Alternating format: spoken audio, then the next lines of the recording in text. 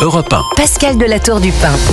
Bonsoir à tous, bienvenue, c'est Europe 1 Soir Week-end. Je suis très heureuse de vous retrouver. Nous sommes en direct 2 heures pour vivre l'actualité, la décrypter avec les éditorialistes, les journalistes et les invités. Je ne vais pas commencer cette émission sans vous présenter en mon nom, au nom de toute l'équipe d'Europe 1 Soir Week-end, évidemment une excellente année 2025. Nous la passerons ensemble, c'est sûr, le week-end sur Europe 1. Ce soir dans l'émission, il y aura 2 temps forts. Estelle Youssoufa, députée de Mayotte, qui est mon invitée dans ce studio juste après le journal de 19h. Elle revient de Mayotte. Elle ne fait pas langue de bois. Elle ne pratique pas la langue de bois. Estelle Youssoufa, elle nous fera le point un peu sur la situation. L'État tient-il ses promesses ? Nous verrons ça. On reviendra aussi sur ces influenceurs algériens sous OQTF en France qui vomissent des propos de haine sur les réseaux sociaux. Ils appellent à commettre des attentats. Ils menacent les opposants au régime algérien, dont Chaouki Benzera, lanceur d'alerte et réfugié algérien en France, qui sera mon invité après le journal de 20h. Vous voyez, le programme est chargé. Bienvenue aux auditeurs d'Europe 1. Nous sommes ensemble jusqu'à 21h. Europe 1, il est 19h. Europe 1 Soir Week-end. 19h, 21h, Pascal Delator du Pin.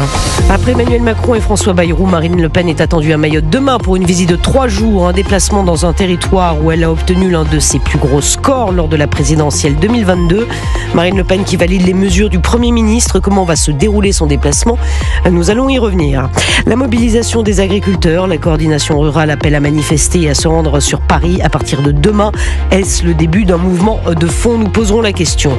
Et puis on a appris ce soir la mort de Claude Allègre, à 87 ans, ancien ministre de l'Éducation nationale de Lionel Jospin.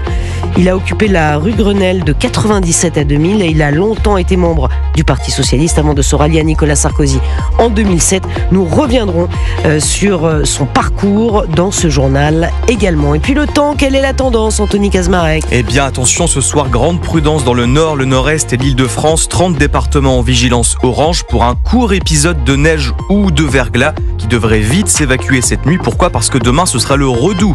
Nous allons quasiment dépasser les 10 degrés partout dans l'après-midi, avec encore des pluies sur le tiers nord et près de la Méditerranée. Et météo complète à la fin de ce journal, évidemment. Soyez prudents si vous êtes en voiture dans les départements qu'Anthony vient de citer. Europe 1. Mais d'abord Mayotte, je vous le disais, où l'on attend le déplacement de Marine Le Pen demain, 3 semaines après le passage du cyclone Chido. La présidente des députés RN vient apporter son soutien à une île qui a été dévastée, à une population qui la plébiscite par ailleurs, élection après élection. À la dernière présidentielle, je vous le disais, elle avait récolté 59% des suffrages. Alexandre Chauveau, Marine Le Pen effectue à partir de demain un déplacement très politique. Oui, habituée à des accueils très chaleureux à chacune de ses venues, Marine Le Pen pourrait cette fois être reçue à Mayotte avec une certaine gravité au regard de la situation. Elle est pourtant sur l'archipel en terrain conquis, forte de ses propositions sur l'immigration qui remontent à plusieurs années maintenant. La triple candidate à la présidentielle réclame en effet de longue date la suppression du droit du sol pour Mayotte, la suppression de l'aide juridictionnelle pour les étrangers et l'impossibilité d'y demander l'asile. Autant de mesures plébiscitées par les Mahorais et que Marine Le Pen souhaiterait, pour certaines, transposer à la métropole. Dès ce dimanche matin, elle rencontrera la sécurité civile, puis ira à la rencontre des habitants sur plusieurs points de l'île, l'occasion d'apparaître comme la responsable politique la plus à même de comprendre la détresse des Mahorais, après notamment le passage chahuté d'Emmanuel Macron sur l'île. Et puis Marine Le Pen a déjà promis aux habitants qu'elle veillerait à l'application du plan Mayotte debout, présenté par François Bayrou en début de semaine, et qu'elle a d'ailleurs salué. Alexandre Chauveau pour Europe 1, quelle est la situation sur place ? On va poser la question à Estelle Youssoufa, qui est députée Lyotte de Mayotte, qui sera avec nous dans quelques minutes. La mobilisation des agriculteurs, à présent, elle reprend demain. Les syndicats agricoles seront reçus le 13 janvier. Matignon a confirmé cette date, mais cette date, elle est jugée beaucoup trop lointaine pour la coordination rurale qui maintient son appel à manifester partout en France à partir de demain. Caroline Baudry, vous êtes dans ce studio, le rendez-vous est également donné à Paris demain. Oui, à partir de demain après-midi, une centaine de tracteurs et au moins autant d'agriculteurs, selon nos informations, se rassemblent dans 4 lieux autour de Paris. Des blocages sont attendus.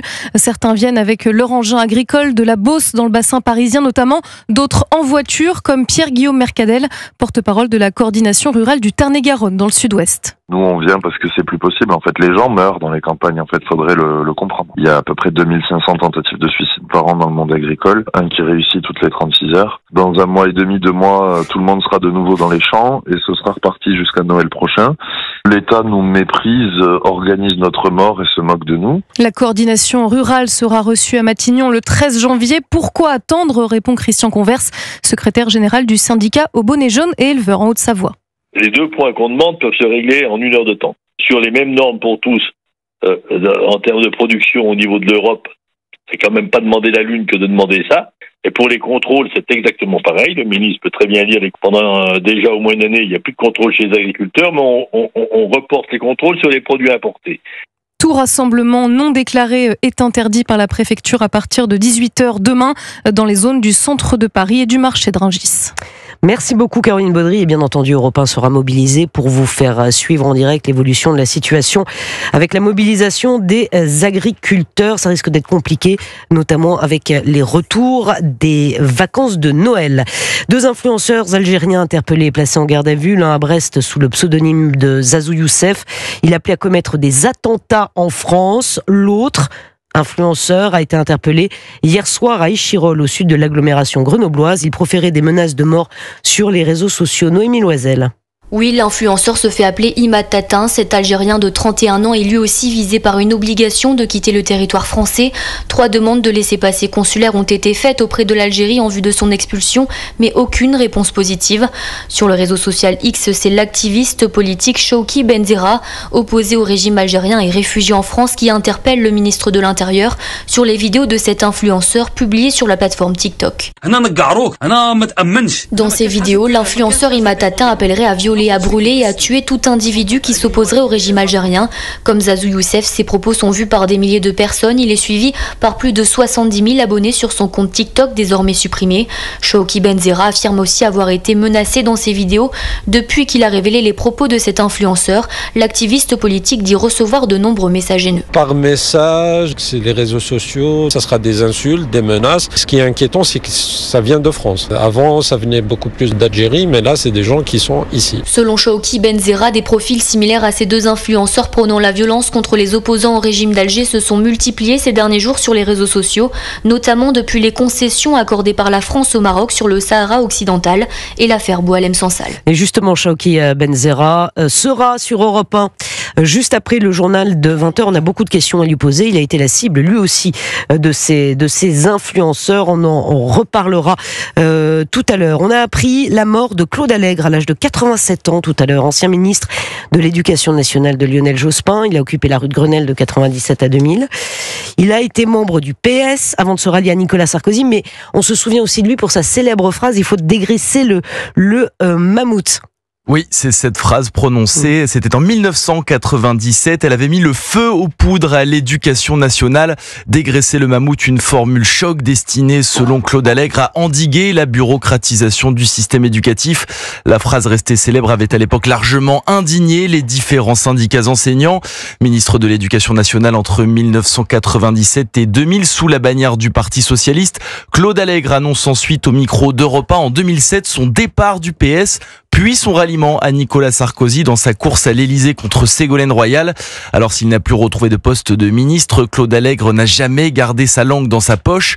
Géochimiste de formation, il s'était fait remarquer de nombreuses fois pour ses positions jugées climato-sceptiques.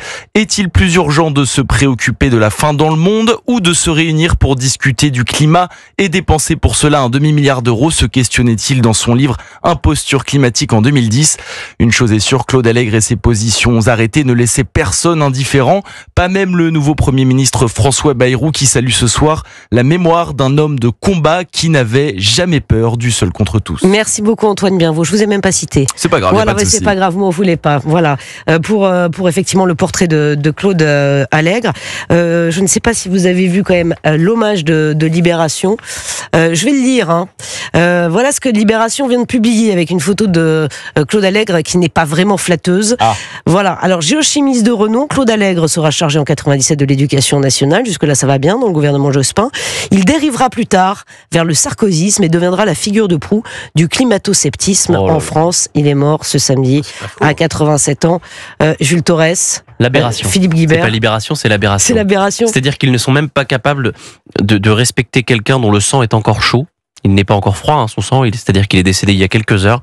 Et on voit bien que c'était une nécrologie qui est très préparée, où on dit évidemment du mal de quelqu'un qui, pardonnez-moi, mais quand même a été ministre de la République. Donc le respect doit prévaloir, mais voilà, c'est des ennemis politiques pour Libération, et Libération traite ses ennemis politiques de la manière dont ils l'entendent. C'est la liberté de la presse, mais encore une fois, il n'y a que dans ce camp-là qu'on fait ça.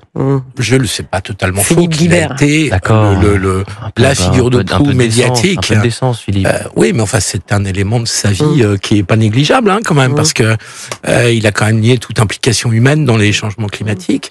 Et voilà, ça ne résume pas sa vie.